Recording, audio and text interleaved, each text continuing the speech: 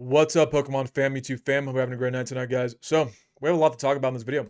There's a lot of meat and potatoes in this one, guys. I end up getting a lot of results. I end up selling both of the two lots that I listed the other day of the little Pokemon bulk lots that I have listed on here. Um, in this video, I'm going to go ahead and break down the numbers for you guys of what that looks like, because I end up selling both of the lots that I listed I think last week or 10 days ago. I think it was 10 days ago. Um, and just give you guys my own opinions on this and whether or not you guys want to add this to your own, you want to add this idea to your own stores, to your own TCG stores. Um, that's up to you, right? But I figured I would experiment with this idea. This is why I have, multiple parts of this little mini series. But this will definitely be the last part to this series because I have already made up my mind of what I'm going to do going forward with this new idea. So without further ado, guys, let's go ahead and get into this video. So let's go over to my store. Let's go ahead and show the store really quick. Bring the page right here. So scroll all the way down. I'm going to show you guys the receipts actually. And this is the sold items right here. So this morning I sold two of them, right? Let me go ahead and click on the actual listing. So I sold two of them right out of stock. The first one I actually sold, I sold for a lower price than this. I ended up sending an offer to a watcher to this of this listing, right? I sold that one for $10.49, and then this morning I sold this one for the actual listing price.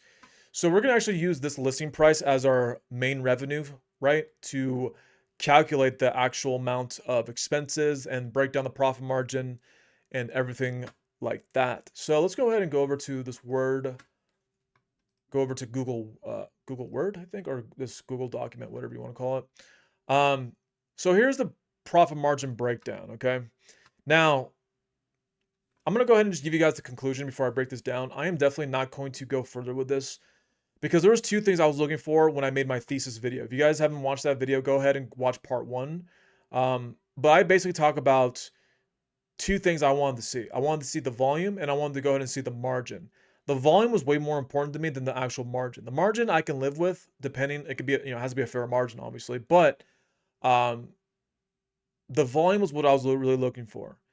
And since it took about 10 days to sell two of these, that's too slow for me. That's extremely slow. Okay.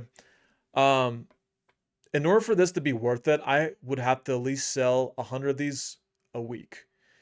Um, and even then, like, it still may not even be worth it, right? Because there's just so much expenses that I did not really consider. I thought the margin would be a lot better than this. I thought the margin would be a lot higher, but we're gonna go ahead and break down the math. And math doesn't lie, right? Numbers do not lie. So let's go ahead and just break it down really quick. So the item revenue was $14.99. I'm using that number. My expenses. So I used promoted listings as a way to allow eBay to use this listing as a thing for eBay to push this listing into its algorithm and get more impressions on this. Um, when eBay does that, when you promote the listing like that, it's going to be at a fee, obviously. So for mine, I put mine at 10%. So I had to pay an extra 10% fee on this final revenue number, right? So I paid an extra 10% on eBay fees, you can say, right? On each bulk card, I would say I probably, 5 cents would be like the number that I got these cards for each, right? That's right around the number you're probably gonna be able to pick up these cards anyways. Like when you're sourcing for bulk lots, people are gonna probably have it at 5 cents per card, right? So yes, this was yeah. So like usually like with hollow and reverse hollows, it's gonna be anywhere from like 15 cents to 20 cents each. So this is actually a good deal if you're able to get those at at 5 cents per card. If each hollow is gonna be anywhere from like 10, 15, 20 cents, right? All right, so moving on, we have the eBay fees, which is 12.35% for me because I'm a top rated seller. It's gonna be higher for you if you're not a top rated seller. Um, the shipping was $5.55. The total weight on this was 12 ounces, which is actually pretty heavy. A little side note, guys, eBay actually does give you a discount on USPS shipping labels. Um, I know like if I was using like actual the USPS, website and I actually paid full price, this would probably be double the price. But eBay gives you about like 40 to 50% off on the labels. So that's actually a good deal. That's pretty much on everything. That's not even like that's not because I'm a top rated seller. That's for pretty much any seller on eBay. They're gonna give you a pretty good deal. Um, but $5.55 is still pretty high, right? Regarding this item. Okay. So and then the supplies, total amount of supplies was 45 cents. That includes a bubble mailer and the team bags that I use, which is going to come out to be a total profit margin of 75 cents. Okay. Left over, which is about 5% profit margin. Okay. Now, this hypothetical profit margin would have been this if I didn't use this. Now, this is the main thing that I could probably eliminate if I was going to proceed with this, right? These three right here, you can't really escape these, okay? This is going to be pretty much your main expenses, but this one could be eliminated just depending like how big your store is, how, often do you list. eBay is going to calculate that in their algorithm and they'll determine whether or not they want to push your listing, how far they want to push your listing, right? So if I didn't have this, then the hypothetical margin would have been $2.15, which is about 15%, which is actually not bad. But again, the volume was not there. I only sold two of them in 10 days. That's unacceptable, right? I would have hoped I sold at least one a day, right? If I was selling one a day, then even then, that's still not really that good.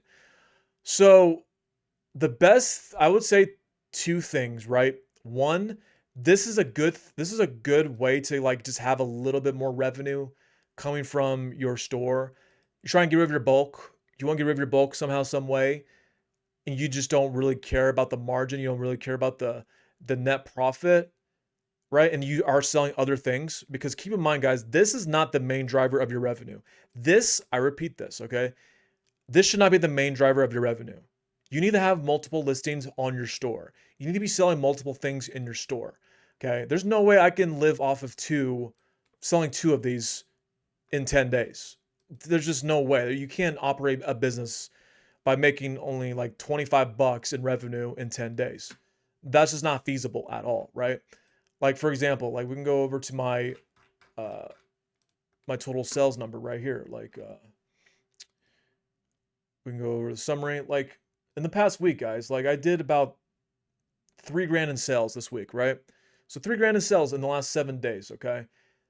For me and my little store, that's a feasible number. That's a feasible revenue number that I can operate with every single week, right? But $25, because I've sold about two of them, right? The other one was like 10 bucks and some change. $25 in 10 days is not a main driver, right? You cannot maintain and operate a business like that, right? Unless you just want to just get rid of it and liquidate it, right? So even with this hypothetical profit, I don't see it being worth it for me. That's just for me, right? Um, Going forward with this, I don't know what I'm gonna do with the rest of my bulk. I might just take it to an LGS, trade it out for a couple ETBs, maybe a booster box if I'm lucky, right?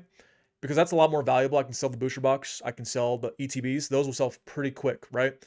Um, that's just how I see it, right?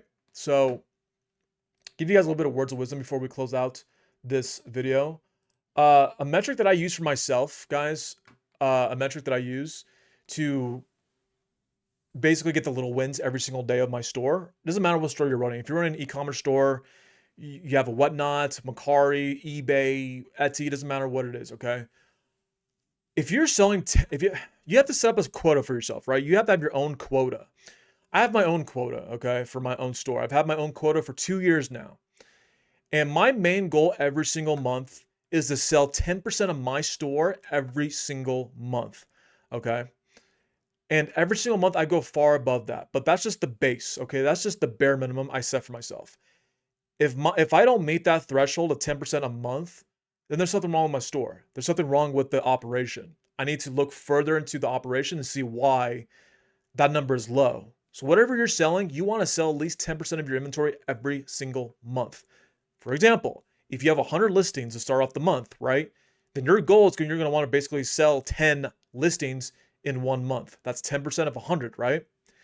Same thing with 1,000 listings. If you have 1,000 listings, then your goal is to sell 100. That's 10%. If you have 10,000 listings, your goal is to sell 1,000 listings a month. That's 10%. That's a quota that I use for myself. That lets me know that my store is healthy.